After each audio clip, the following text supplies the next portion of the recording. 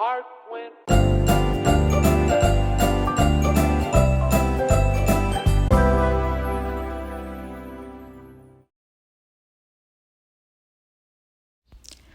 Our third method is the Laplace Cofactor Expansion.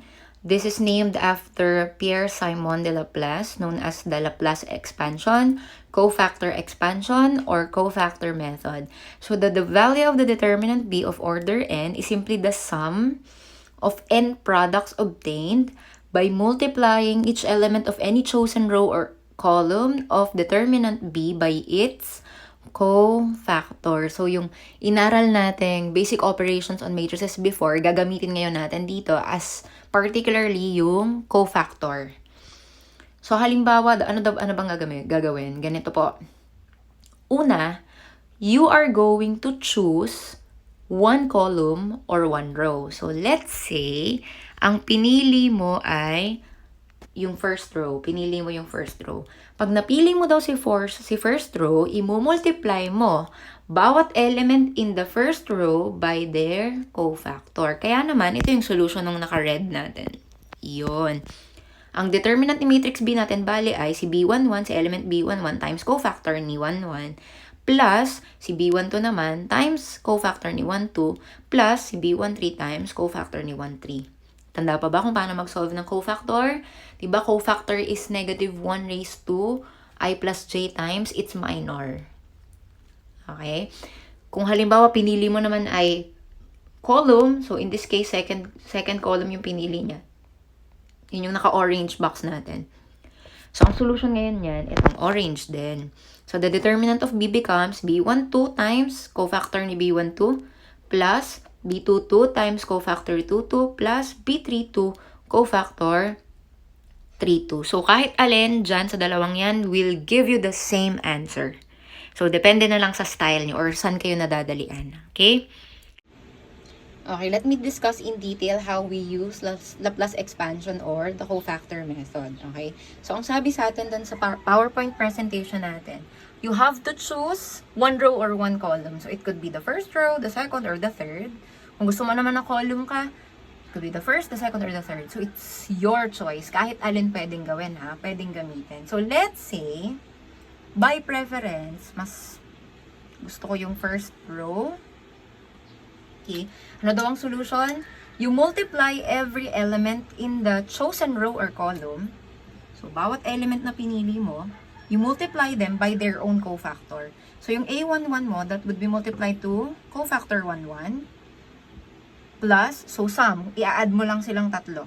A12 multiplied to its cofactor plus A13 multiplied to its cofactor. So, how do we solve for cofactor nga ulit? Tanda pa ba? Cofactor is a signed minor. So, we have negative 1. Tama. If it's 1, 1, that's 1 plus 1. Minor of 1, 1 plus your element A12 times negative 1 raised to 1 plus 2 multiplied by minor 1, 2 plus A13 times negative 1, 1 plus 3 minor of 1, 3. Tanda pa paano kumuha ng minor? Para kumuha ng minor ni 1, 1, you have to cross out the row and the column kung nasaan si A11. So, for minor of 1, 1, we cross this out. Tapos, ito yung matitira nating matrix or determinant. So, determinant nito yung minor natin. Tama ba? Therefore, if you write that down, that would be A11 multiplied by negative 1 raised to 2, that's positive 1. So, this will obtain positive sign. Minor of 1, 1 is, cross this out. So, you have this 2 by 2 or n minus 1 determinant. And that would be A22, A23, A32, A33. Okay? Plus, A12 times negative 1 raised to 3. So, that's negative 1 pa rin. So, negative 1 times A12, that will obtain negative sign. So, you have minus A12 times minor ni 12. So, cross out first row, second column, anong tira? Ito, saka ito, diba? So, times A21, A31, and then A23, A33. And then lastly, we have plus Negative 1 raised to 4 is positive. Positive A13 multiplied by the minor of 13. So we cross out first row, third column. We'll be left with this n minus 1 determinant. And that would be A21, A31, A22, A32.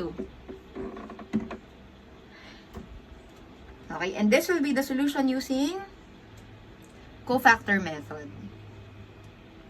So, ano gagawin? Dito, apply ka na ng Leibniz to get the determinant of the 2 by 2. Bigyan ko kayo ng shortcut. So, tandaan nyo ba yung ginawa natin sa cofactor before na tayo ay nag-alternate ng signs na positive, negative, where's my marker? Positive, negative, positive, tandaan nyo yun. Yun. Pwedeng, ang gawin nyo, A11 times minor, tas identify mo na lang kung ano yung sign. Positive, negative, positive ba siya? So, A11, it's positive, kaya positive si A11. Positive, negative, negative, kaya minus A12. Okay? Positive. A13. Para hindi ka na maglalagay ng ganito. Oh, nakatipid na kayo ng konting-konti lang sa solution. So kayo na bahala dito ha. Kayo na mag-expand dito. Okay, that's our cofactor method. I'll give an example, which is 4 by 4 instead of 3 by 3. Kasi siguro mas prefer nyo na Sarus or basket weave method na lang for 3 by 3. In-introduce natin si Laplace or cofactor method for a different measure of a determinant which cannot be solved using Sarus method and which is difficult to solve using Leibniz. So, kung 4 by 4 siya and so on, just use cofactor method or Laplace expansion for that.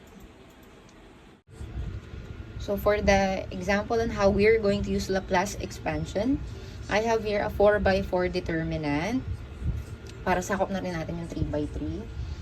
So, this is the same example that you have in the pivotal element method in our PowerPoint presentation. So, I use the same set of entries para meron kayong comparison on which of the two methods is easier. Pero based on my own experience, parang I prefer pivotal element method better than cofactor, lalo na kung higher order matrix tayo kasi masyadong mahaba yung proseso ni cofactor for that. Ano nga. Now, so if I'm going to solve this 4 by 4 determinant, sabi sa atin doon is we have to choose a row or a column kung saan yun yung i-multiply natin yan by their cofactors. So, based on the particular given here, pipiliin ko na yung second column, pero pwede nyo piliin kahit alin na. Pero para sa akin, feeling ko, mas madaling i-solve ito if I'm going to use this para, di ba, i-cross out natin to later on. You'll notice na whenever we cross out, itong smaller digits yung magagamit natin pag kumuha ng determinants of the succeeding entries, ano. Instead of pipili ka ng iba, mapapasama pa yung mga higher values or mas mataas na digits dun sa solution natin. So, I'll choose this one. Okay. Ang gagawin natin daw dito is, you are going to multiply every term in the chosen column by their cofactor. Ngayon, para mabawasan natin yung errors when we are copying the cofactors or the minors, mag-start tayo sa paglalagay ng sign muna para hindi na tayo maglalagay ng negative 1. Remember? Diba? That would be the element multiplied by its cofactor. Diba yung cofactor natin, we solve that by negative 1 raised to I plus j times its minor. So, para hindi na tayo maglalagay ng ganitong factor, maglagay na tayo ng sign dito. So, positive, negative, positive, negative, positive. This will be the signs that will represent the negative 1 raised to I plus j. And we will multiply that to the elements times the minor. Okay. So, bale magiging solution natin ay, let's start with 14 multiplied by negative 1. So, you have negative 14 times, i-cross out natin to get its minor, diba? To get the minor, you have to cross out the row where 14 is included and the column. So, parang mabawasan yung errors na nakocommit natin kasi minsan nakakaduling pag nagkokopya tayo ng given or namamalikmata tayo. Pwede kayong gumawa ng strips of paper. Yung strips of paper na pwede nyo ipangtakip. So, before, ang pinagawa sa amin ay cross na strip of paper para itatapal mo na lang siya. So, kayo na yung magtansya ng size. Depende sa handwriting nyo. Pero ako, I use one strip lang of paper. Kasi since I've encircled the column I have chosen, ibig sabihin yung rows na lang yung i-eliminate natin. So, for the minor of 14, I'm gonna cover this. And then the remaining entries here, yun yung magiging minor niya. So, I'll copy this as 1, 1, 3, negative 1, 2, negative 3, and 3, negative 3, negative 4. Okay? Plus, ano yung sunod? Plus 5 times positive 1. So, positive 5 pa rin yun. Multiplied by, so I'm going to cover the second row naman, and I'll be left with these entries for the 3 by 3 determinant. And that would be 2, 3, 1, 1, 2, negative 3, 3, negative 3, negative 4. Okay, next. I have plus negative 2 times negative 1. So, that would be positive 2. So, dito na lang sa ilalim. Plus positive 2 multiplied by the minor of positive 2. So, I'm going to cover the second row naman. I'll have this for my minor. So, that would be 2, 3, 1, 1, negative 1, 3, and 3, negative 3, negative 4. Nasusundan nyo ba? Okay. Next. Lastly, plus negative 4 times positive 1. So, negative 4 pa rin yun. Multiplied by its minor. So, I'm going to cover this row. This will be the minor I'll have for the fourth term. So, that would be 2, 1, 1. 3, negative 1, 2. And 1, 3, negative 3. Okay. So, imagine from 4 by 4 matrix or 4 by 4 determinant, that will be reduced to 4 terms then of 3 by 3 determinants naman. So, kung ano yung order ng matrix mo, ganun karami yung sum na meron tayo. So, since 4 by 4 to, 4 na sums yun, at yun ay sums ng, so, from 4, yung sunod, minus 1, 3, 4 na sums ng third order determinant. So, sunod, for the purpose of continuing this using cofactor method, I'm going to use cofactor for the remaining 3 by 3 determinants. So, now let's continue our solution. So, for the 3 by 3 determinants, mas magiging madali para sa atin at maiwasan natin yung errors if you're going to choose the same row or the same column on all your matrices, parang hindi tayo pa iba-iba ng pattern. So, for me, I'm going to choose the first rows on all of this. So, for the first third order determinant, I'm going to use this one and then indicate my sign for the cofactor. That means I'll have a positive, negative, and positive sign for these 3 elements. Okay, so we have negative 14 multiplied by all our answers for this 3 by 3 matrix. So, if I chose element 1, so that would be 1 times positive 1, that's positive 1, multiplied by the minor of positive 1. Okay, so, ang pinili ko dito ay row, so I'm going to cover the column. It is located. Therefore, this would be the minor of positive 1. So, I have 2, negative 3, and negative 4. Next, so plus negative 1 times negative 1, so that's positive 1, multiplied by its minor, so I'll cover this column. The minor will be 1, 3, negative 3, negative 4. And then plus 3 times positive 1, so that's still positive 3, multiplied by its minor, and that would be 1, 2, 3, negative 3. So, the answer of this sum to be multiplied by negative 14, that would be the determinant of this. That will be our answer for this first term. For the second term, we have positive 5. So, I'll have plus 5 multiplied by, I'm going to choose the same row para isa lang yung sequence or pattern natin. And then, again, indicate the sign. That's positive, negative, positive. Okay, so, for my first term, that would be 2 times positive 1. That's positive 2 times its minor. So, I'll cover this column and do not include this row. So, this will be my minor. 2, negative 3, negative 3, negative 4. plus, I have plus 3 times negative 1. So that's negative 3. This will be minus 3 times the minor of 3. That would be 1 negative 3, 3 negative 4, plus 1 times positive 1. So, multiplied by its minor, that would be 1, 2, 3, negative 3. Okay, next, we'll move on to the third term. For our third term, we have here 2.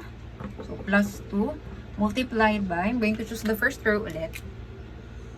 And then indicate our signs, positive, negative, positive. So, I'll have 2 times positive 1, that's 2, multiplied by, I'll cover the first column. So, I'll have this for my minor, that's negative 1, 3, negative 3, negative 4, plus 3 times negative 1, so negative 3 times its minor, 1, 3, 3, negative 4, plus 1 times positive 1, so that's positive 1, multiplied by its minor, 1, negative 1, 3, negative 3. Okay. And lastly, we'll have this term. For this, I have minus 4 multiplied by, so I'll choose the first row and then the signs. So we have 2 multiplied by its minor. That would be negative 1, 3, 2, negative 3, plus 3 times negative 1, so minus 3, multiplied by, so that would be 3 multiplied by its minor, so that minor would be 1, 1,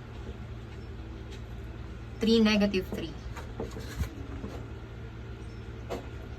plus 1 times positive 1, so plus 1 ulit, multiplied by its minor.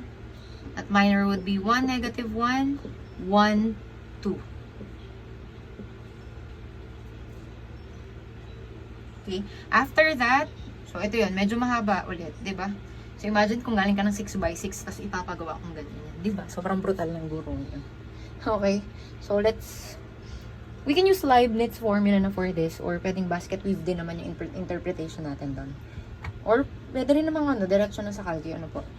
So, let's solve them one by one. So, what would be our solution? So, our solution would be negative 14 multiplied by, so we have 1 times, gawin natin itong brace, 14 times 1 times, so we have 2, we have 2 times negative 4 minus negative 3 times negative 3 plus 1 times negative 4 minus 3 times negative 3 plus 3 multiplied by 1 times negative 3 minus 3 times 2. That would be for our first term. Next, you have positive 5 multiplied by 2 times negative 4 minus negative 3 times negative 3 minus 3 times 1 times negative 4 minus 3 times negative 3 plus 1 times negative 3 minus 3 times 2. That would be for the second term. For the third term, we have positive 2 multiplied by, so may brace tayo dito, then open brace. You have 2 multiplied by negative 1 times negative 4 minus negative 3 times 3 minus 3 multiplied by 1 times negative 4 minus 3 times 3. And then last, for this term, you have 1 plus 1 multiplied by 1 times negative 3 minus 3 times negative 1. And then last, for the last term, we have minus 4 multiplied to 2 times negative 1 times negative 3 minus 2 times 3. The quantity minus 3 multiplied to 1 times negative 3 minus 1 times 3 plus we have 1 multiplied to 1 times 2 minus 1 times negative 1. Okay, so let's solve this individually. Okay, so let's have our first term here. We have 2 times negative 4 minus negative 3 times negative 3 times 1. So let's store that. And then we have 1 times negative 4 minus 3 times negative 3 times 1. Let's store that. And then we have 1 times negative 3 minus 3 times 2 times 3. Positive. Let's store that. We add all these 3. So x, y, m. And then our answer multiplied by negative 14. So times negative 14. So we have 546 for this. This is 546. Next, we have 2 times negative 4 minus negative 3 times negative 3. Our answer times 2. Store that. We have 1 times negative 4 minus 3 times negative 3. Our answer multiplied by negative 3. Store that. And then we have 1 times negative 3 minus 3 times 2 multiplied by 1. Store that. Let's add all this. And then our answer to be multiplied by 5. So times 5. We get negative 290 for the second term. Okay, let's solve for the third term. So we have negative 1 times negative 4 minus negative 3 times 3. Multiply that by 2. Store it. Then we have 1 times negative 4 minus 3 times 3 times negative 3. Store that. And then last, we have 1 times negative 3 minus 3 times negative 1 times 1. Store that. Store pa ba? O, add natin kasi para sure. 65. So, our answer 65. Multiply that by 2. We got 130 for the fourth term. Next. And last, you have negative 1 times negative 3 minus 2 times 3. Multiply that by 2. Store that. We have 1 times negative 3 minus 1 times 3. Multiply that by negative 3. Store your answer. And then last, 1 times 2 minus 1 times negative 1. Multiply that by 1. Store that. Our answer, you add them and then multiply that by negative 4. So that would be negative 60. And then we simply add all of this kasi in-indicate na naman natin yung mga sign nila, diba? So we have 546 minus 290 plus 130 minus 60. Our answer, 326. So the determinant of A would be 326.